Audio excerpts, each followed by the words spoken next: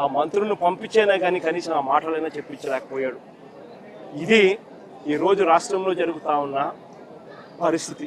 నేను అడుగుతా ఉన్నా, ఒక ఘటన జరిగి నువ్వు స్పందించి ఉండింటే, రాత్రికి రాత్రి నువ్వు కానీ రియాక్ట్ అయ్యిండుంటే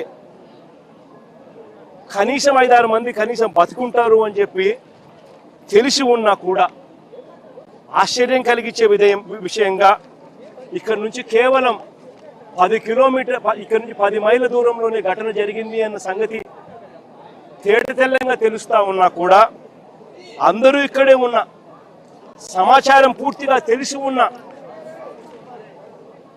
స్పందన లేక ప్రాణ నష్టం జరిగితే వీళ్ళు స్పందించింది ఏమిటో తెలుసా? వీళ్ళు ఇచ్చేది ఏం తెలుసా?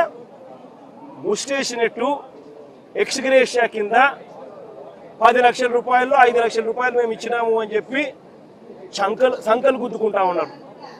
అసలు ఇదే 10 లక్షల రూపాయలు చంద్రబాబు నాయుడు గవర్నమెంట్లో అధికారంలో ఉన్నప్పుడు ఇంతకుముందు ఎవరైనా మత్స్యకారులు చనిపోతే ఎక్స్గ్రేషియా కింద కేవలం 5 లక్షలు మాత్రమే ఇచ్చేవాళ్ళు. అట్లాంటిది వైఎస్ఆర్సీపీ అంటే మా ప్రభుత్వం వచ్చిన తర్వాత 5 లక్షలు 10 లక్షలు మేము పంచినాం. అంటే ఎవరు చనిపోయినా కూడా, వేటకు వెళ్ళి ఎవరు చనిపోయినా కూడా ఆ మత్స్యకారుల కుటుంబం ఆవేదనకు లోనవుతుంది. వాళ్ళ కుటుంబాన్ని చూసుకునేవాడు ఎవడు ఉండడు. ఆ కుటుంబానికి అండగా ఉండాలని చెప్పి మానవతా దృక్పథంతో ఆ రోజు మా ప్రభుత్వం అంటే వైఎస్ఆర్సీపీ ప్రభుత్వ హయాంలో 5 లక్షలు 10 లక్షలు పెంచింది.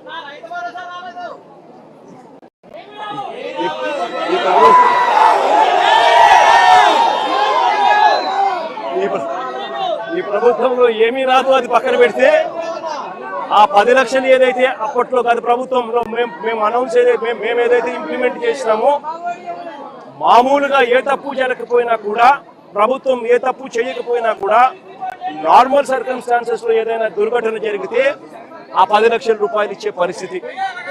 అలాంటిది ఇంత ప్రభుత్వం తప్పు జరిగినప్పుడు ప్రభుత్వమే దీనికి బాధ్యత వహించాల్సిన పరిస్థితి ఉన్నప్పుడు కేవలము ఆ 10 లక్షల్లోనే 5 లక్షలు ఇచ్చి చేతులు దులుపుకుంటాము అని అంటే ఇది కరెక్టేనా, న్యాయమేనా, ధర్మమేనా అని అడుగుతా ఉన్నా.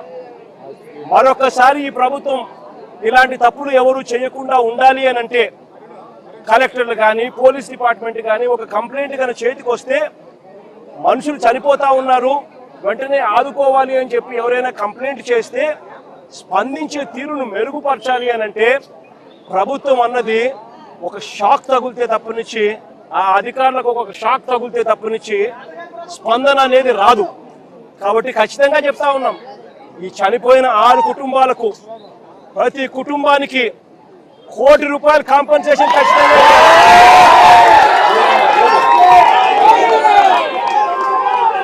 చిన్న బాధిత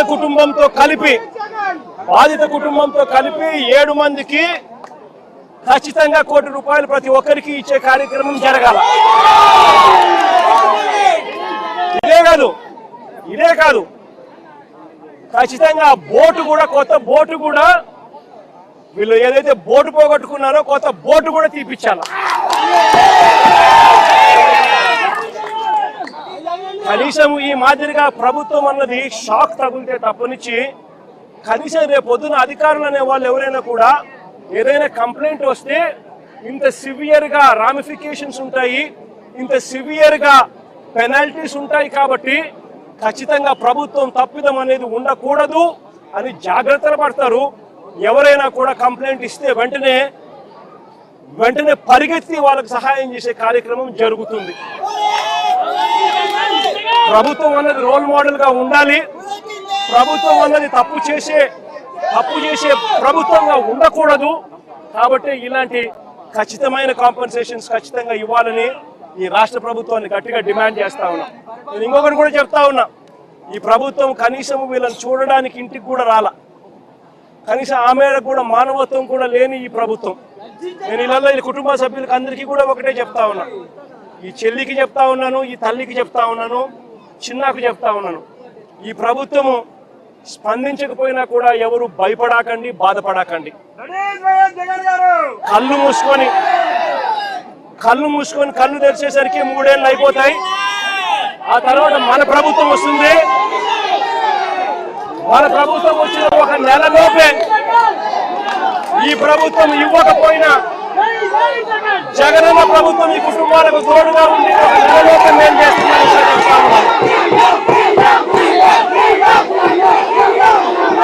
నాది బాధ్యత ఖచ్చితంగా చేపిస్తానని మాట చెప్తాను. చేయిస్తాము ఈ రాష్ట్ర